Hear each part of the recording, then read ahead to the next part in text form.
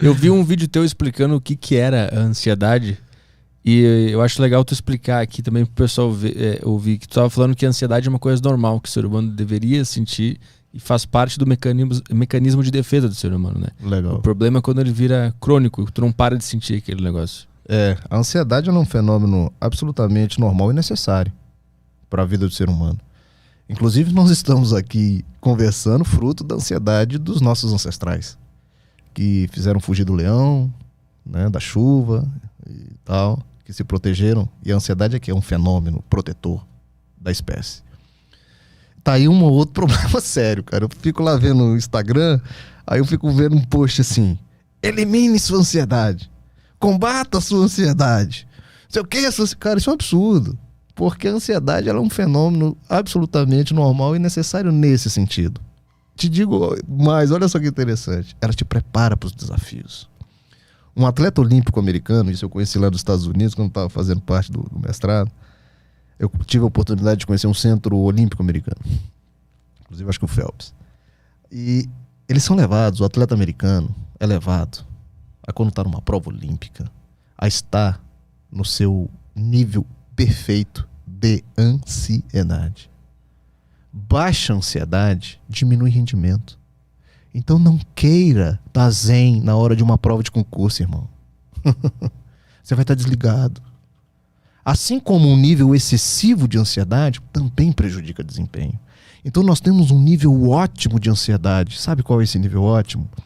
Que você está com os batimentos cardíacos no batimento certo, ou mandando sangue para o teu cérebro, você está ativo, os seus olhos, você está ligado, atento, a sua musculatura, o seu cérebro, o seu nível de atenção, de concentração estão completamente adequados. Olha que interessante.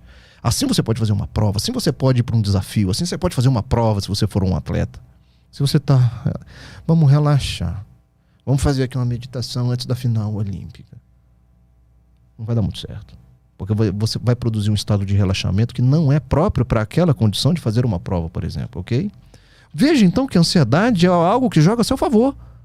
Se você souber usá-la a seu favor. Então ela não, definitivamente ela não é o seu inimigo. É seu amigo. Está junto com você. Quando é que ela se torna um problema? Quando ela se torna contínua o tempo inteiro, sem o fator causador, gerador dela. O que eu quero dizer com isso?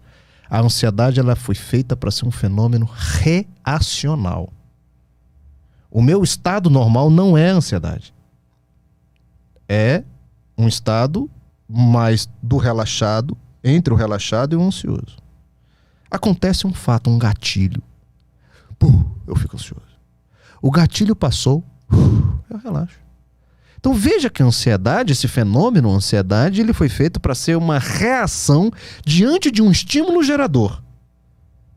Você está entrando dentro do carro, tem a sensação que alguém está te seguindo e que vai te assaltar. Nesse exato momento, você engatilha a reação de ansiedade.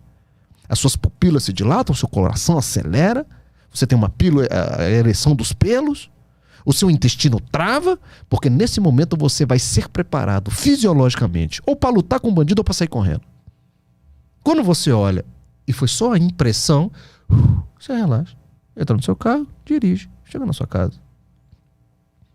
Quando a ansiedade ela está ativada sem o gatilho o tempo inteiro, isso é chamado de transtorno de ansiedade. Quando eu durmo e acordo ansioso. O que causa isso? Esse circuito no cérebro da ansiedade, ele é ativado pelo estímulo. Existe um circuito no sistema límbico que quando existe um estímulo, ele ativa para te preparar para lutar ou fugir. Olha o que acontece às vezes. Esse circuito fica ativado o tempo inteiro. Quando aquele assaltante, ou quando aquela impressão que você tinha que era um assaltante não era, esse circuito desativa. E você entra no seu estado de relaxamento normal. A ansiedade patológica é a ativação desse circuito o tempo inteiro. É como se o assaltante estivesse ali atrás de você o tempo inteiro. Essa é a percepção que o seu corpo passa a ter. Do risco iminente. Da situação de perigo iminente. O cara fica apreensivo o tempo inteiro, como se algo fosse acontecer a qualquer instante. O estado de tensão é constante. Porque o teu cérebro, o circuito gerador dessas sensações, está ativado o tempo inteiro. Por que ele ficou ativado o tempo Por inteiro? genética e por excesso de estímulo a ele. Ah. Então hoje nós vivemos uma sociedade que o leão da selva anterior está o tempo inteiro presente na nossa vida. Riscos, riscos, riscos, riscos, riscos, riscos. E o nosso sistema está sendo ativado de fato o tempo inteiro. Ele acha que está pronto para competir na Olimpíada o tempo inteiro. O tempo inteiro. E aí ele passa a ficar ativado o tempo inteiro.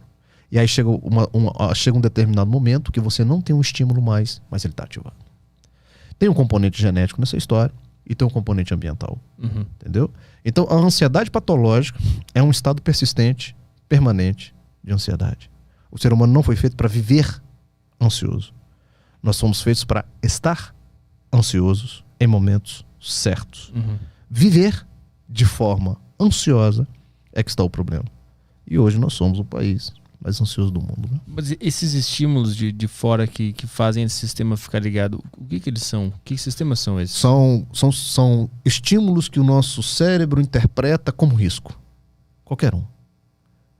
Todas as vezes em que eu interpreto aquilo como risco de vida, de sobrevivência, de perder o emprego ou não, de ter o dinheiro ou não para pagar a conta, de perder minha mulher, de perder minha namorada, qualquer estímulo que o meu cérebro interprete como risco, ele vai ativar o sistema. É que às vezes eu vejo assim, não tem nada acontecendo, não tem nenhum risco de nada acontecer, tá tudo ok, e mesmo assim... É porque o sistema já está ativado. Ele se acostumou a ficar ele já tá ativado. Ele ativou e ficou. Por gatilhos anteriores. Exatamente. E agora ele está acostumado a agir assim, então... O tempo inteiro. Tem uma coisa que não é um risco, ela considera um risco e fica assim. Tá sentado no sofá tendo crise de ansiedade. Eu comecei a ter isso recentemente. Porque você vem sendo estimulado por gatilhos, gatilhos, gatilhos, gatilhos, gatilhos, gatilhos. Isso tá te adoecendo. Entendeu? Riscos, riscos, riscos, gatilhos, gatilhos. Um dia, uma semana, um mês, 6 meses, 8 meses, um ano. Chega uma hora que isso entra num automatismo e o seu cérebro funciona como se um risco iminente fosse acontecer a qualquer momento. Uhum. Entendeu? Então, esse é o problema da ansiedade patológica. E a ansiedade, ela tá ligada com a síndrome do pânico? Ela evolui para a síndrome do pânico ou são duas coisas independentes? A síndrome do pânico é uma síndrome ansiosa. A crise de pânico é uma crise de ansiedade. Agudíssima, elevadíssima, ao ponto da pessoa achar que vai morrer, que vai perder o controle. E ela vai muitas vezes aos hospitais achando que está tendo um infarto. Então, são doenças diferentes. Dentro dos transtornos de ansiedade, digamos assim, a crise de pânico a síndrome do pânico é uma das doenças da ansiedade. O TAG, transtorno de ansiedade generalizada, é outra. Entendi, tá em cima do guarda-chuva. Isso, está embaixo do guarda-chuva da ansiedade. Quem tem TAG, quem tem pânico, e às vezes pode acontecer da pessoa que tem TAG ter pânico também. Entendeu? TOC, o transtorno obsessivo compulsivo, é outra doença da ansiedade. O TEPT, transtorno de estresse pós-traumático, quando a pessoa é assaltada e fica com aquela revivescência do trauma, é uma doença da ansiedade. Então veja que dentro da ansiedade nós temos vários diagnósticos, mas todos eles compartilham entre si o fenômeno dessa ansiedade disparada, sem causa, tudo isso daí.